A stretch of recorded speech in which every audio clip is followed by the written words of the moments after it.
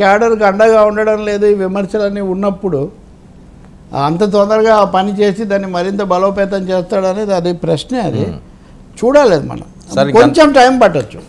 అంటే మరి తక్షణమే చేస్తాడని నేను అనుకోను. ఓకే, సభ సమావేశమే ఇదంతా కూడా. సార్ ఇంక ఫోకస్ అంతా ఇంకా అమరావతి వైపునా, ఇంకా వైజాగ్ పరిస్థితి అంతేనా? ఎగ్జిక్యూటివ్ క్యాపిటల్ హడావుళ్ళు ఇవన్నీ రెండు విషయాలు. అమరావతి మీద వెంటనే ఫోకస్ పెట్టడం మంచి విషయము. దాని మీద నేను ఈరోజు సింగపూర్ విదేశాంగ వ్యాపార మంత్రి మాట్లాడింది కూడా చూశాను. అప్పుడున్న పరిస్థితుల్లో మేము ఏదో బయటకు వచ్చాం, కానీ మళ్ళీ ప్రవేశించగలిగితే మేమేమి సహకరించడానికి మేము సిద్ధంగా ఉంటాము ఈ పద్ధతిలో ఆయన చెప్తున్నాడు. ఆ కొత్త సిఎస్గా వచ్చి నీలప్రసాద్ కూడా ఆయన అక్కడ ఏర్పాట్లన్నీ చేసేటటువంటి ఒక పనిలో ఉన్నారు. సో అమరావతికి కళ రావడం అనేది తప్పకుండా స్వాగతించదగింది. ఇంకా రెండోది విశాఖ అంటారా, చంద్రబాబు నాయుడు ఆర్థిక విషయాల్లో కానీ రాజకీయ విషయాల్లో కానీ అవగాహన లేని మనిషి కాదు. జగన్మోహన్ రెడ్డి ఇవన్నీ చేయడానికి ముందు నేను గతంలో కూడా చాలాసార్లు చెప్పా, హ్యాపీ సండేస్ అని, బీచ్ ఫెస్టివల్స్ అని రకరకాలుగా పెట్టి దాంట్లో ఒక భాగాన్ని వీళ్ళు ఎక్కువ నొక్కారు. కానీ ఆయన విశాఖని హ్యాపెనింగ్ సిటీగా చేయడానికి Chandrababu Naidu did is best. Every Saturday every Sunday ఆయన చాలాసార్లు ఆయన విశాఖపట్నంలోనే ఉండేవాడు. గంటా శ్రీనివాసరావు ఈ పనులన్నీ కూడా అక్కడ ఎక్కువ చూస్తుండేవాడు. అప్పుడు రామతీర్థ అనే ఒక కవి ఉండేవాడు ఇక్కడ, అవన్నీ విశాఖలో ఎక్కువ ఈ సాంస్కృతిక కార్యక్రమాలు. అప్పటికి ఇంకా చంద్రబాబు అధికారంలో ఉన్నారు. ఏది లాస్ట్ టైం నేను అప్పుడే చెప్పా, ఆయనకు ఒక విశాఖను బేస్ చేసుకొని విశాఖ సిటీ ఆఫ్ డెస్టినీ అనే ఒపీనియన్ ఉంది. సో అమరావతిని తప్పకుండా డెవలప్ చేస్తారు, దాని మీద ఫోకస్ పెడతారు చంద్రబాబు నాయుడు.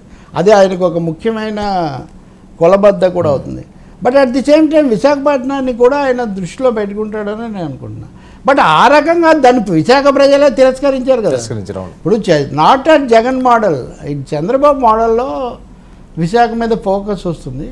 గతంలో కంటే కొంచెం డిఫరెంట్గా ఉండొచ్చు, ఎందుకంటే ఇదంతా నడిచింది. ఇప్పుడు రిషికొండ మీద అవన్నీ కట్టారు, ఏం వేరే వాటిని వినియోగించాలి కదా.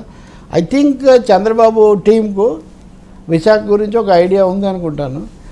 క్వశ్చన్ నిజంగా అయితే రాయలసీమ కర్నూలు గురించి వస్తుంది. అన్ని పార్టీలు హైకోర్టు అక్కడికి మార్చడాన్ని ఒప్పుకున్నాయి. అవును, మరి ఇప్పుడు దాని మీద ఎవరేం మాట్లాడతారో వినడానికి నాకు I would like to listen. ఎవరేం మాట్లాడతారు, కేంద్రాన్ని అప్రోచ్ అవుతారా, వైఖరి మార్చుకుంటారా, బెంచ్ పెడతారా, బెంచ్ ఏమైనా పెట్టవచ్చు. కనీసం బెంచ్ అయినా పెట్టడం అనేది న్యాయంగా ఉంటుంది, ఎందుకంటే అందరూ కమిట్మెంట్ ఇచ్చున్నారు కాబట్టి ఈ రీజనల్ ఈ విషయాలన్నీ కూడా దృష్టిలో పెట్టుకున్నప్పుడు. సో అది విశాఖ ఇంకోటి పవన్ కళ్యాణ్ కూడా ఫైనాన్స్ క్యాపిటల్గా విశాఖపట్నం అనే దానికి ప్రాధాన్యత చేస్తామని కమిట్ అయినారు వీళ్ళంతా. So Visakha may not lose. ఏదైనా విశాఖ సముద్రం లోతు తగ్గుతుందా, ఉక్కు ఫ్యాక్టరీలో ఉక్కు గట్టిదనం తగ్గుతుందా? కాబట్టి విశాఖ విల్ రిమైన్. గురజాడ అప్పారావు డైరీలోనే విశాఖను మద్రాసును పోల్చి రాశారు. అవును, అప్పటి నుంచి అంత ప్రాధాన్యత ఉంది. రైట్ సార్, చూద్దాం సార్ ఏం జరుగుతుంది. అంతా చాలా చరిత్ర జరిగింది. మనము విజయనగరము, అలాగే నిన్న నేను కొలనుపాక వెళ్ళాను, మధ్యలో బ్రేక్. అక్కడ శిలా విగ్రహాలు అప్పటి జైనులకు సంబంధించిన అక్కడ ఉన్నాయి. సో విశాఖ అంటే ఉత్తరాంధ్ర కూడా చాలా చరిత్ర ఉత్తరాంధ్రలో జరిగింది. కళింగ యుద్ధం దగ్గర నుంచి ఈ రకరకాల వివిధ దిశల్లో ఎక్స్పాన్షన్స్ అనండి, ఫ్రెంచ్ వాళ్ళ ప్రవేశం, బ్రిటిష్ వాళ్ళ ప్రవేశము, గజపతులు వాళ్ళకు ఉన్న ఇవన్నీ. కాబట్టి దాని ప్రాధాన్యత ఏమీ తగ్గేటటువంటిదిగా ఏముండదు.